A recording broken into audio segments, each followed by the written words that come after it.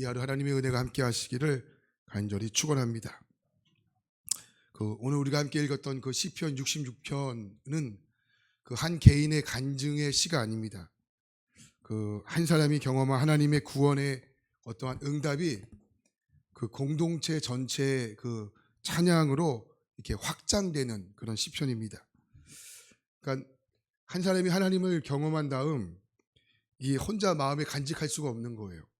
그래서 모든 사람에게 하나님의 경험과 또 하나님에 대한 응답을 함께 공포하고 함께 고백하도록 우리를 초청하고 있는 것이 시편 66편입니다. 그래서 1절 말씀을 보면 1절에 시편 기자가 이렇게 외치고 있죠. 온 땅이여 하나님께 즐거운 소리를 낼지어다. 그러니까 1절 말씀을 보면 이게 어떠한 그 감탄하는 소리는 아닙니다. 그러니까 나만 하나님을 찬양하겠다라는 말이 아니고 하나님은 나 혼자 찬양하기에 버거우신 분이다. 나 혼자 찬양하기에는 너무 크신 분이시다. 이 믿음의 고백을 하고 있는 거예요. 그러니까 다시 말해 하나님께서 행하신 일은 이 개인의 삶에서 시작되지만 그 의미와 영광은 이 공동체와 온 세상을 향해서 확장되어야 한다라고 오늘 시편 66편을 말씀하고 있는 겁니다. 그래서 우리가 66편을 보면 하나님을 향한 찬양이 아무 이유 없이 나온 노래가 아닌 것을 알 수 있습니다. 이 노래는 하나님께서 우리에게 행하신 그 놀라운 구원에 대한 응답으로서 이게 노래가 시작된다는 거예요. 자, 그럼 66편은 또 보면은 그 고난을 만나기 전에 가벼운 찬양이 아니고요. 고난은 지난 다음 그 찬양의 깊이가 더 단단해지는 것을 알 수 있습니다. 그러니까 여러분 우리가 그 신앙생활을 하다 보면 우리가 종종 그런 경우가 있는데 우리의 현재 형편을 기준으로 하나님을 판단하려는 유혹이 있어요. 그러니까 그게 뭐냐면 상황이 좋아질 때는 하나님께 감사하고 하나님을 노래하지만 상황이 어려워지거나 상황이 곤비해지거나 상황이 무거워질 때는 하나님을 향한 찬양이 안 나와요. 그러니까 감사도 안 나오고 하나님을 향한 불평과 원망이 내 삶을 지배하죠. 그러니까 근데 하지만 성경이 말하는 찬양은 이게 환경의 결과가 아닙니다. 찬양은 하나님을 실제로 경험했던 자들이 믿음에 대한 고백입니다. 그래서 찬양에는 분명히 힘이 있습니다. 왜 찬양에 힘이 있냐면 그것은 하나님께서 우리를 찬양하도록 만들었기 때문에 그래요. 그래서 이사야 43장 21절을 보면 하나님 우리를 왜 지었냐? 찬양받기 위해서 지었다 이렇게 말씀하시죠. 그러니까 인간이 인간다울 때가 언제냐면 하나님을 찬양할 때예요. 그러니까 찬양은 신앙생활의 어떤 부속품이 아닙니다. 인간의 목적과 인간을 만드신 기능이 이게 회복되는 순간이 찬양하는 거예요. 여러분 잘 보시면 우리가 찬양이 회복되면 그러니까 죽어있던 우리의 감각들의 기능들이 회복이 돼요. 또 마음의 의욕들이 되살아나죠. 그러니까 영혼의 목적이 다시 일어날 힘을 얻게 되는 것이 이 찬양에 있다는 겁니다. 또 신앙의 방향성이 이게 불분명할 때 찬양해 보세요.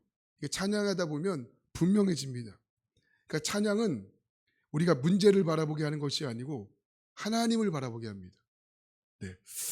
이 사실을 가장 생생하게 보여주는 것이 사도행전 16장에 나오는 그 바울과 실라 아니겠습니까?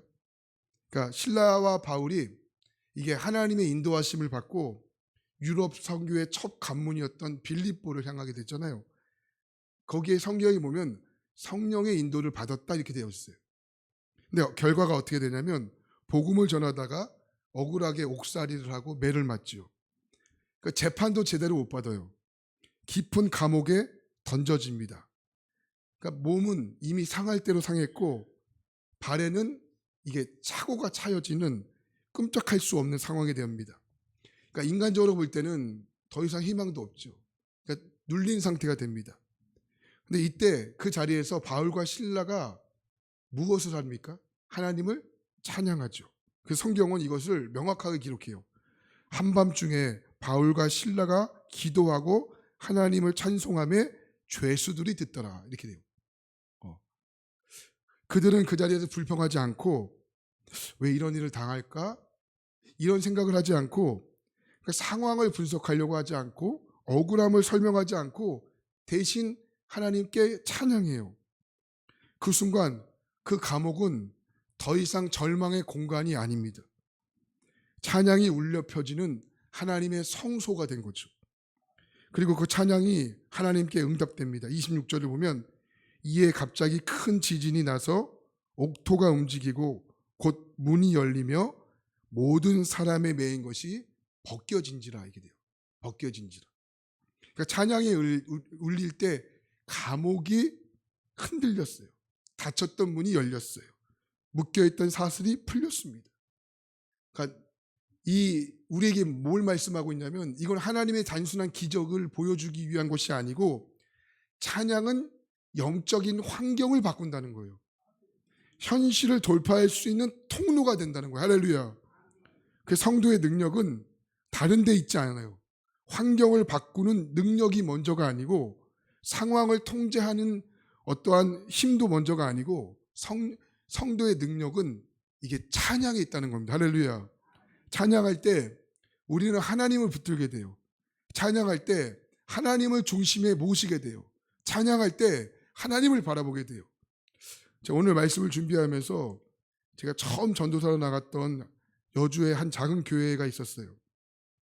연로하신 권사님이셨는데 이게 무릎이 좋지 않으셔가지고 이게 찬양할 때 이게 자리에서 일어나세요 하면 일어나지는 못하세요. 그리고 그 음정도 별로 정확하지가 않으세요. 박자도 마찬가지시고. 근데 죄송해요. 이렇게 그런 분들이 앞에 앉으시죠. 앞에 앉으셔서 또 찬양은 또 목소리는 이렇게 기차에 화통을 삶아 먹었는지 목소리도 너무 크세요. 그러니까 조용히 부르는 것이 아니고 이게 온몸으로 부르세요. 그러니까 찬양을 인도할 때 이게 한두 번 신경 쓸 때가 아닌데 그 속으로 이런 생각을 하죠. 조금만 좀 작게 부르시면 좋을 텐데 박자가 조금 어긋났는데. 그러니까 어느 날 예배 끝나고 제가 권사님께 여쭸어요. 권사님 왜 이렇게 찬양할 때 왜 이렇게 눈물이 흐르세요? 이렇게 여쭈었더니 권사님이 저를 잠시 바라보시더니 담대하게 말씀을 해주셨어요. 전도사님, 저는 하나님께서 나를 살리신 게 너무 감사해서 찬양을 부르지 않을 수가 없어요. 그러니까 그 권사님의 삶이 모든 삶이 한순간에 평탄한 적이 없었던 것 같은데 뭐 가난도 있었고 몸에 병도 이제 늘 달고 사셨고 근데 이 권사님에게 한 가지 분명 확신이 있었던 것 같아요. 그래도 하나님 나를 버리지 않으셨다라는 확신이셨던 것 같아요. 그러니까 그 권사님 그 사실 하나만으로도 이게 찬양할 때 눈물도 흘리고 또 목소리도 떨리고 찬양을 멈추지 않으셨던 것 같아요. 오늘 그 시편 말씀의 1절을 보면 시편 기자가 즐거운 소리다 이렇게 선포하고 시작합니다. 그러니까 이 즐거운 소리는 이 상황이 좋아져서 자연스럽게 흘러나오는 노래는 아니에요. 상황이 아니라 언제나 중심이 하나님께 있는 거죠. 물론 찬양할 때 박자도 맞고 음정도 맞고 얼마나 좋겠습니까? 그러니까 저도 찬양을 뭐 이렇게 잘하지 못해요. 찬양을 이렇게 뭐 시원시원하게 하지 못합니다. 저 역시도 어느 권사님께서 저에게 목사님은 노래는 잘 못하세요. 이렇게 하셨어요.